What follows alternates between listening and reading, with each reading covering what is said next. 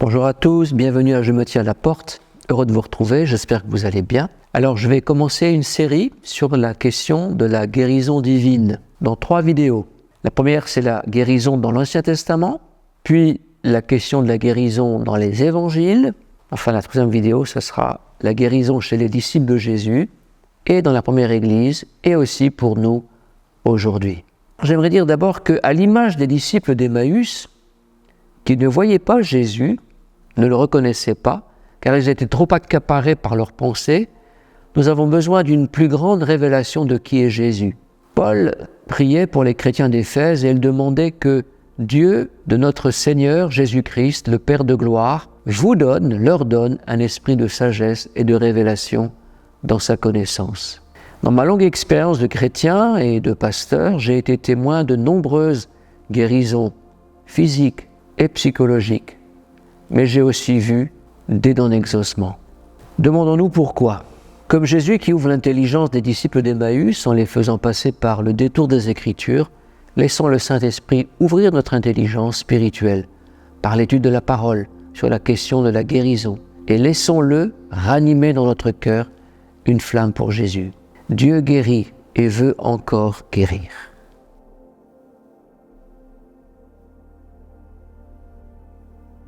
Il nous faut ici affirmer la toute-puissance de Dieu. Dieu détient le pouvoir de vie et de mort sur toute chair. Il détient toutes les cartes dans son jeu.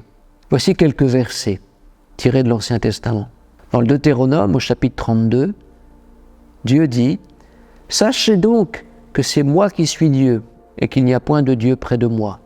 Je fais vivre et je fais mourir, je blesse et je guéris, et personne ne délivre de ma main. » Dieu avertit sévèrement son peuple. Au chapitre 28 du Deutéronome, nous lisons « L'Éternel te frappera miraculeusement, toi et ta postérité, par des plaies grandes et de longue durée, par des maladies graves et opiniâtres.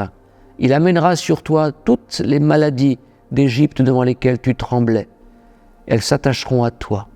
Et même l'Éternel fera venir sur toi, jusqu'à ce que tu sois détruit, toutes sortes de maladies et de plaies qui ne sont point mentionnées dans le livre de cette loi. » Mais Dieu encourage aussi et fait des promesses. Dans le livre d'Exode, au chapitre 15, il est écrit, il dit « Si tu écoutes attentivement la voix de l'Éternel, ton Dieu, si tu fais ce qui est droit à ses yeux, si tu prêtes l'oreille à ses commandements, et si tu observes toutes ses lois, je ne te frapperai d'aucune des maladies dont j'ai frappé les Égyptiens, car je suis l'Éternel qui te guérit. » Et dans 2 Chroniques 7,14, nous lisons « Si mon peuple, sur qui est invoqué mon nom, s'humilie, prie et cherche ma face, s'il se détourne de ses mauvaises voies, je l'exaucerai des cieux, je lui pardonnerai son péché et je guérirai son pays. » Nous le voyons dans tous ces versets,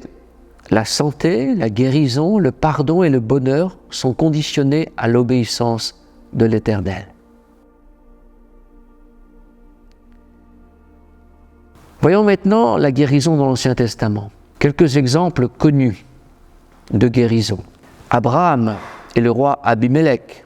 Abimélec enlève Sarah et Dieu frappe Abimélec de stérilité, lui et toute sa tribu.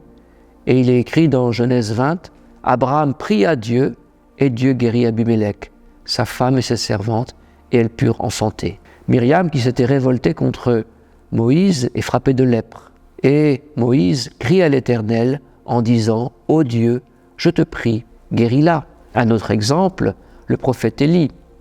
Il va chez une veuve dont l'enfant meurt et il prie pour cet enfant et le ressuscite.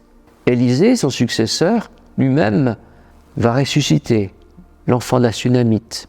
Le même Élisée, sollicité par Naaman, le général en chef syrien qui souffre de la lèpre, va lui dire d'aller se plonger dans le Jourdain et il sera purifié. Le roi Ézéchias, dans le 2e livre des rois, est gravement malade, il va mourir, il crie à Dieu, il pleure, et Dieu dit à son serviteur, retourne et dis à Ézéchias, chef de mon peuple, ainsi parle l'Éternel, le Dieu de David, ton père. J'ai entendu ta prière, j'ai vu tes larmes, voici je te guérirai le 3e jour, tu monteras à la maison d'Éternel. Nous voyons là différentes guérisons, différents types de guérisons. La guérison divine est précédée par une invocation et une prière adressée à l'Éternel.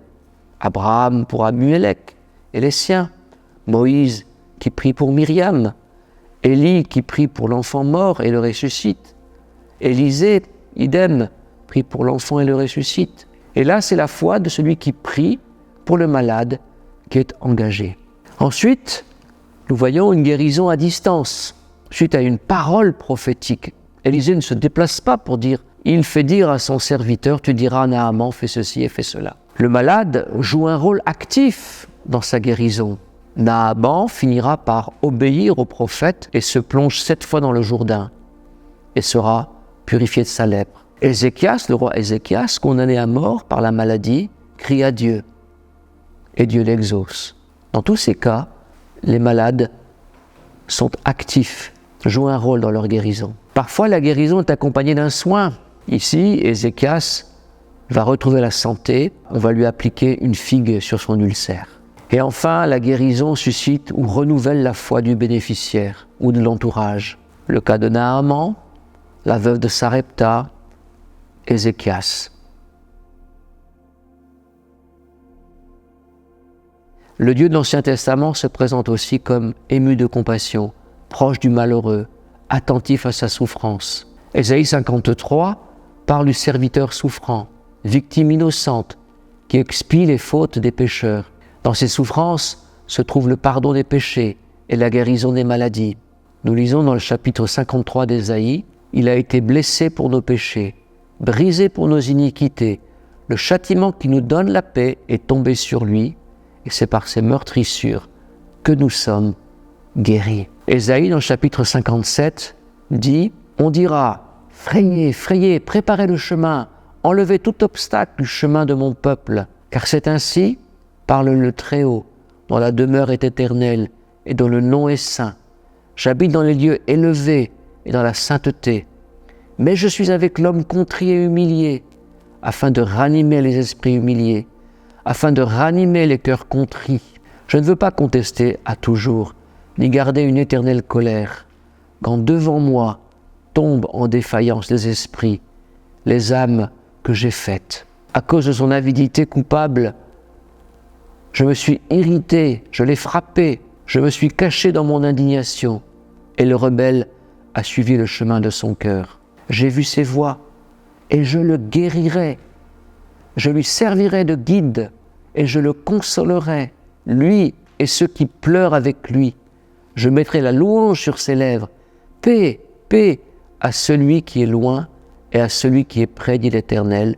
Je les guérirai. Et le chapitre suivant dit ceci, « Alors la lumière poindra comme l'aurore, et ta guérison germera promptement. Ta justice marchera devant toi, et la gloire de l'Éternel t'accompagnera. » Le prophète Jérémie, dans le chapitre 33, parle de la restauration d'Israël en exil à Babylone. Il dit, « Voici, je lui donnerai la guérison et la santé, je les guérirai, et je leur ouvrirai une source abondante de paix et de fidélité. Je ramènerai les captifs de Juda et les captifs d'Israël. Je les rétablirai comme autrefois. Je les purifierai de toutes les iniquités qu'ils ont commises contre moi. Je leur pardonnerai toutes les iniquités par lesquelles ils m'ont offensé, par lesquelles ils se sont révoltés contre moi. Cette ville sera pour moi un sujet de joie, de louange et de gloire parmi toutes les nations de la terre qui apprendront tout le bien que je leur ferai. Elles seront étonnées et émues de tout le bonheur et de toute la prospérité que je leur accorderai. » Et les psaumes regorgent de passages où il est question de guérison. Je vous en cite quelques-uns. Le psaume 6. « Aie pitié de moi, Éternel, car je suis sans force. Guéris-moi, Éternel, ce sont mes os qui sont tremblants. » Le psaume 41. « Éternel, celui qui s'intéresse aux pauvres, soutient son lit de douleur. Tu le soulages dans toutes ses maladies. » Le psaume 103, écrit par David. « Mon âme bénit l'Éternel, que tout ce qui est en moi bénisse son saint nom. Mon âme bénit l'Éternel et n'oublie aucun de ses bienfaits. C'est lui qui pardonne toutes tes iniquités, qui guérit toutes tes maladies. Le psaume 107, un psaume magnifique, dit ceci: il envoya sa parole et il est question ici des insensés devenus malheureux, crient à Dieu, et il les guérit et il les fait échapper à la fosse. Je pourrais aussi citer le psaume 147, où il est écrit: il guérit ceux qui ont le cœur brisé et il panse leurs blessures. Enfin, je terminerai par Jérémie 17, au verset 14, qui dit: guéris-moi, Éternel, et je serai guéri. Sauve-moi, et je serai sauvé, car tu es ma gloire. Malachie, le prophète Malachie, au chapitre 4, nous dit: mais par vous qui craignez mon nom, se lèvera le soleil de la justice, et la guérison sera sous ses ailes. Vous sortirez et vous sauterez comme les veaux d'une étable. Voilà, le Dieu de l'Ancien Testament est Adonai Rapha, l'Éternel qui guérit. Voilà, j'en ai terminé sur cette première partie de la guérison divine dans l'Ancien Testament. Je vous remercie de m'avoir écouté. N'oubliez pas de partager cette vidéo et de la liker, de vous abonner si ce n'est pas déjà fait. Et je vous dis à très bientôt.